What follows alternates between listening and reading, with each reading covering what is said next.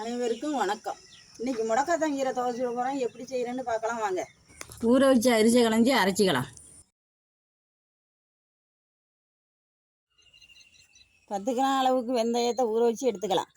இந்த முடக்காத்த இலையை ஒன்று ஒன்றா ஆஞ்சிக்கலாம்.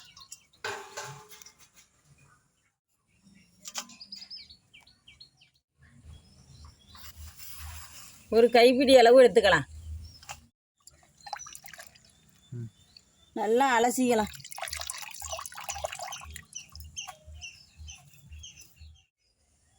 முடக்காத்தான் தோசையை தொட்டு சாப்பிட்றதுக்கு பூண்டு தவை அரைக்க போகிறேன்.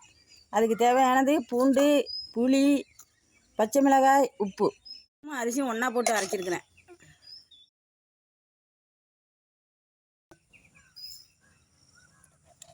அரைச்சி வச்சுக்கிற முடக்காத்த இலையை ஊற்றிக்கலாம்.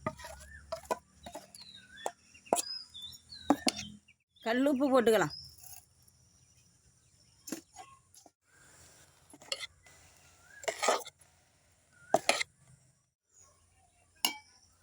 எல்லாத்தையும் சேர்த்து கலக்கி ஒரு அரை மணி நேரம் மூடி வச்சுக்கலாம்.